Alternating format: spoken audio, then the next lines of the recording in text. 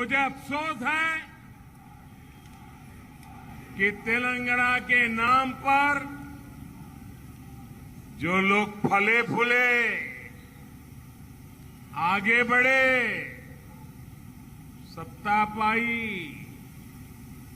वो खुद तो आगे बढ़ गए, लेकिन तेलंगाना को पीछे धकेल दिया। तेलंगाना का जो सामर्थ्य है, तेलंगाना के लोगों का जो टैलेंट है, उसके साथ यहां की सरकार, यहां के नेता लगातार नाइंसाफी करते रहते हैं। जिस दल पर तेलंगाना के लोगों ने सबसे ज्यादा भरोसा किया, उसी दल ने तेलंगाना के साथ सबसे बड़ा विश्वासघात किया है। लेकिन साथियों, जब अंधेरा बहुत बढ़ जाता है, चारों तरफ घना अंधकारा हो जाता है, उसी परिस्थिति में कमल का खिलना शुरू हो जाता है। और भोर से ठीक पहले, उजियारे से पहले आज तेलंगाना में भी ऐसे ही कमल खिलता नजर आ रहा है।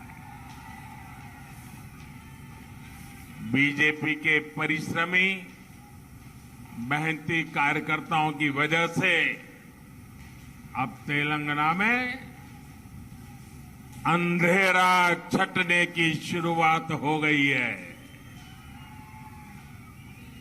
अभी मुनुगुड़े की जनता ने जिस प्रकार भाजपा पर भरोसा जताया है, वो अभूतपूर्व है। और मैंने देखा कि कैसे बीजेपी के कार्यकर्ताओं ने पूरी की पूरी तेलंगाना राज्य सरकार को एक विधानसभा सीट पर लाकर खड़ा कर दिया। बड़े आकाओं को घुटने टेकने के लिए मजबूर कर दिया। ये दिखाता है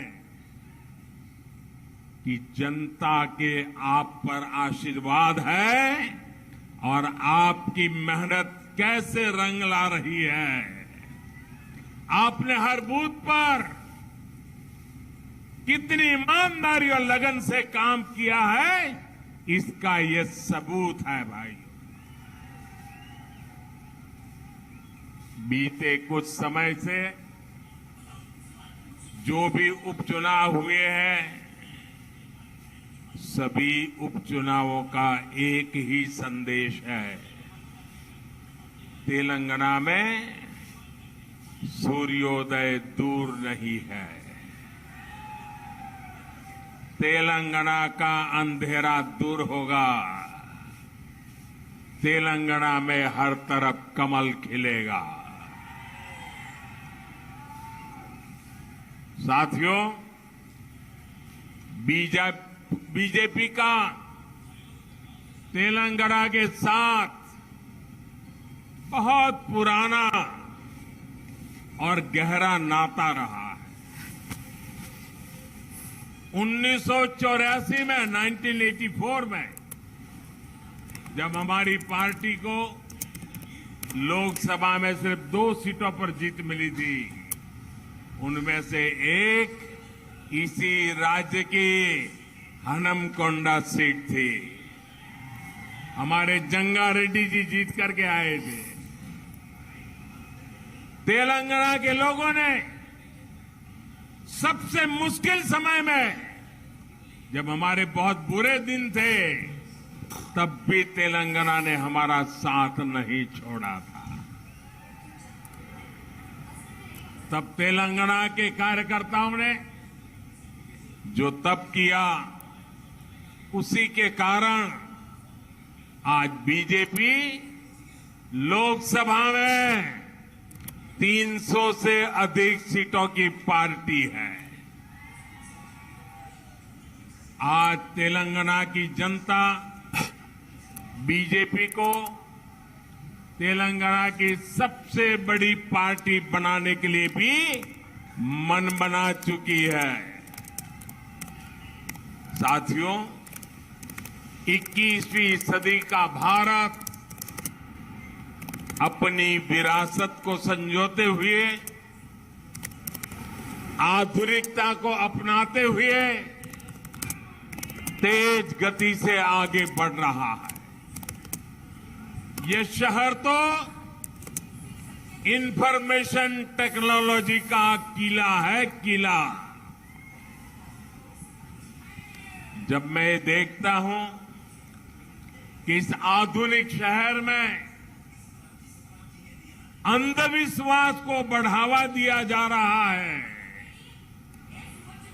तो बहुत दुख होता है। ऐसा लग रहा है कि तेलंगाना की सरकार ने अंधविश्वास को राज्याश्रय दिया हुआ है। यहां तेलंगाना में अंधविश्वास के नाम से क्या क्या हो रहा है, ये पूरे देश को, देश के लोगों को जानना चाहिए। कहां रहना है, किस दफ्तर में जाना है, किसे मंत्रिमंडल में रखना है, मंत्रिमंडल कब बनाना है, मंत्री में से किसको निकालना है, ये सारा अंधविश्वास तय करता है। तेलंगाना का विकास करना है, उसे पिछड़ेपन से निकालना है, तो हमें सबसे पहले यहां से हर तरह के अंधविश्वास को दूर करना होगा भाइयों।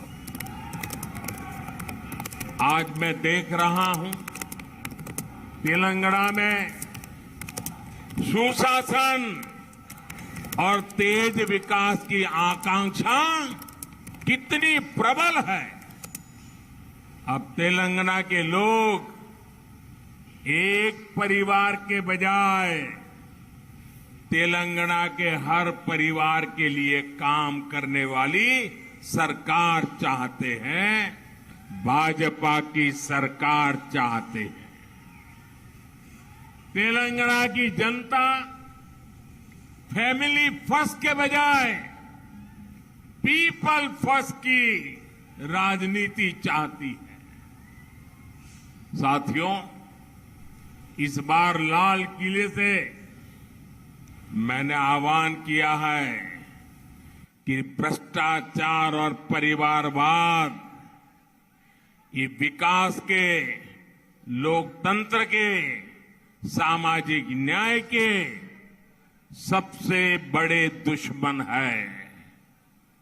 आज मैं तेलंगाना में भ्रष्टाचार और परिवाद के विरुद्ध जो जनाक्रोश है, जनता जनार्दन में जो गुस्सा है, नौजवानों में जो गुस्सा है, वो आज हिंदुस्तान देख रहा है। और मैं आज तेलंगाना की जनता को आश्वस्त करता हूं, मैं आज तेलंगाना की जनता को आश्वस्त करता हूं, गरीब के लूटने वालों को, गरीब को लूटने वालों को छोड़ा नहीं जाएगा।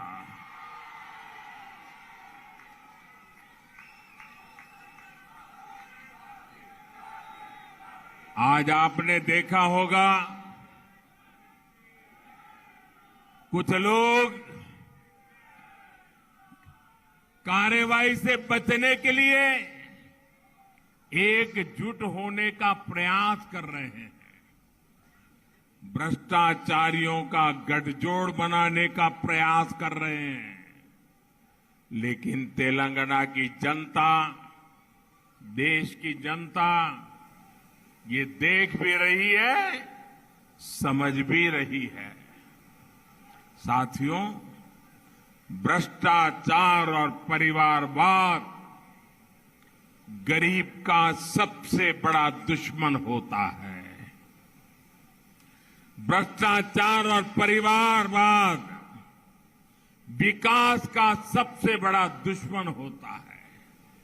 इसलिए भाजपा भ्रष्टाचार और परिवारवाद दोनों से लगातार मोर्चा ले रहा है। भाजपा सरकार भ्रष्टाचार को जड़ से खत्म करने के लिए प्रतिबद्ध है। आप याद करिए, पहले राशन की दुकानों में कैसे गरीबों का राशन लूटा जाता था। हमने जनधन, आधार और मोबाइल की त्रिशक्ति का उपयोग करके करोड़ों फर्जी लाभार्थियों को हटा दिया।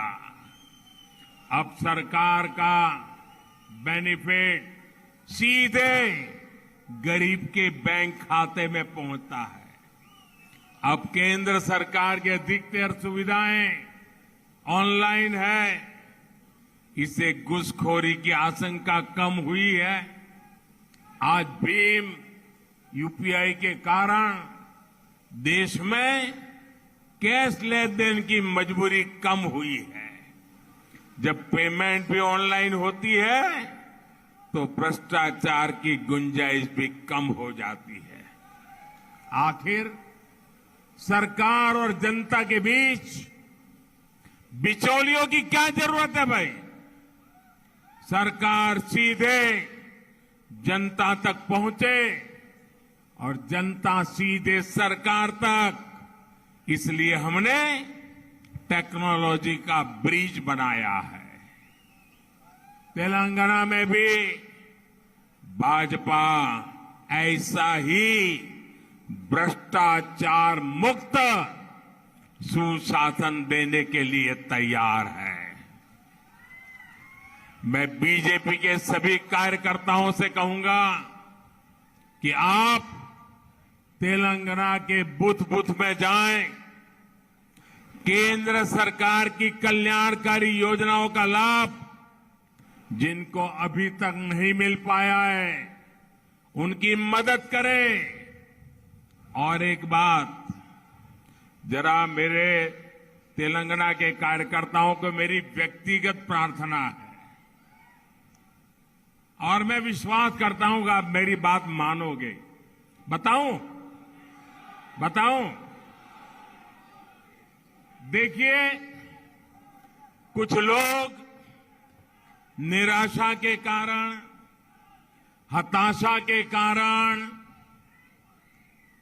भय के कारण, अंधविश्वास के कारण सुबह शाम मोदी को गालियां देते रहते हैं। भांति भांति की गालियां देते हैं। सारी डिक्शनरी मोदी को गालियां देने के लिए उन्होंने खपा दी है। मेरी आपसे प्रार्थना है, ऐसी बातों से आप परेशान मत होना। उनके पास गालियों के सिवा देने के लिए बचा क्या है भाई? आप बिल्कुल परेशान मत हो जाइए। और मैं तो पिछले 20-22 साल से बड़ी वैरायटी की गालियां खा चुका हूं। मेहरबानी करके इससे जरा भी परेशान मत होइए। शाम को उन गालियों को, उस पर बड़ी हंसी मजाक कीजिए, बढ़िया चाय पीजिए और दूसरे दिन सुबह कमल खिलने वाला है। इस खुशी में आगे बढ़िए।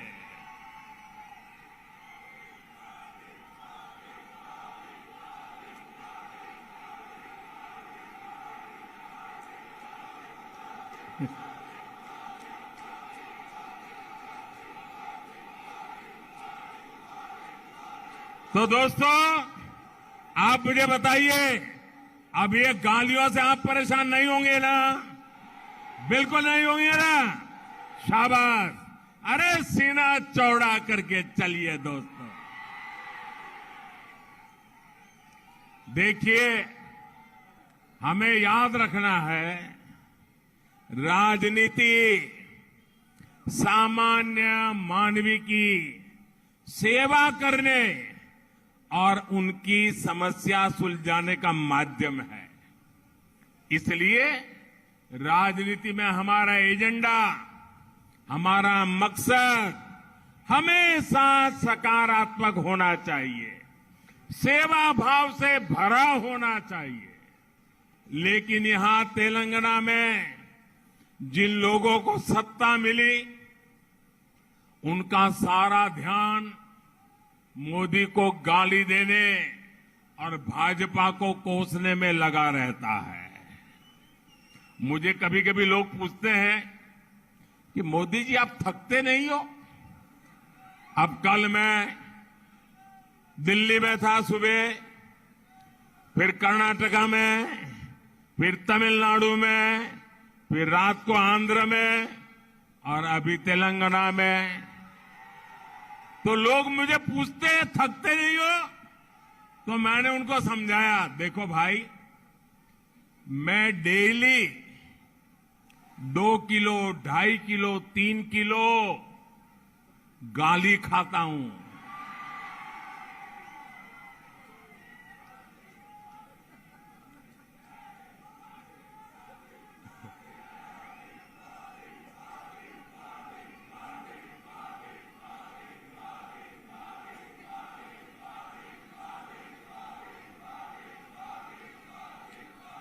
और परमात्मा ने मेरे भीतर ऐसी रचना कर दी है, ईश्वर ने ऐसे आशीर्वाद दिए हैं कि ये सारी गालियां मेरे अंदर प्रोसेस होके न्यूट्रिशन में कन्वर्ट हो जाती है।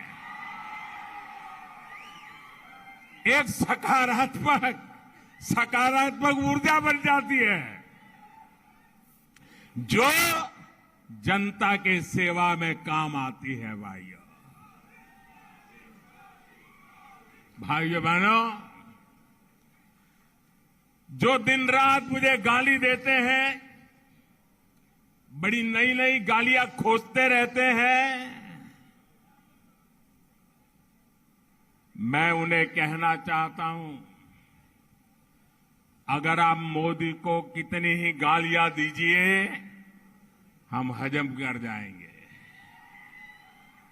भाजपा को गाली दीजिए, हमें कोई समस्या नहीं है, हम तो ऐसे ही बड़े हुए हैं। लेकिन अगर तेलंगाना के लोगों को गाली दी, तो लेने के देने पड़ जाएंगे।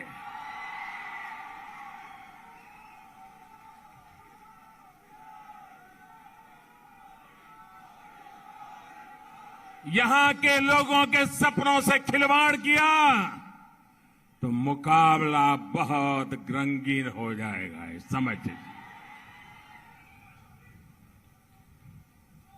भाइयों बहनों, मोदी और भाजपा को गाली देने से अगर तेलंगाना का भला होता है तो देते रहिए। अगर यहां के लोगों की सुख सुविधा बढ़ती है, देते रहिए। ईज ऑफ लिविंग होता है, देते रहिए। मोदी और भाजपा को गाली देकर अगर तेलंगाना के किसान समृद्ध होते हैं तो जरूर दीजिए गाली। आज तेलंगाना के किसानों की स्थिति किसी से छिपी नहीं है। आप खुद इस बात के साक्षी है कि यहां के हल्दी किसानों को सरकार ने किस हाल छोड़ दिया है। आप इस बात के साक्षी है कि यहां विकास के रास्ते में किस तरह लगातार रोड़े अटकाए जा रहे हैं। मैं आज तेलंगाना के लोगों को भरोसा देना चाहता हूं, भाजपा तेलंगाना में पॉजिटिव एजेंडा के साथ आ रही है। हम मिलकर यहां विकास की नई गाथा लिखेंगे। साथियों, तेलंगाना, हैदराबाद मेरे लिए बहुत अहमियत रखता है। 2013 में यहां नव भारत युवा भेरी उसमें शामिल होने आया था। उस वक्त में अपनी पार्टी का पीएम उम्मीदवार भी नहीं था। मैं सिर्फ एक सीएम और प्रचार समिति का प्रमुख था। लेकिन जो स्नेह आप लोगों ने मुझे दिया, हैदराबाद ने दिया, तेलंगाना ने दिया, वो हिंदुस्तान के लिए ये टर्निंग पॉइंट बन गया था। और मैं कभी आपके उस प्यार को भूल नहीं सकता हूं। और मैं आपके इस प्यार को ब्याज समेत लौटाता रहता हूं, लौटाता रहूंगा, विकास करके लौटाता रहूंगा भाइयों। तब मैंने कहा था कि हमारी सरकार इंडिया फर्स्ट के विजन और संविधान को मजबूत करने की दिशा में काम करेगी। और सरकार बनाने के बाद हम निरंतर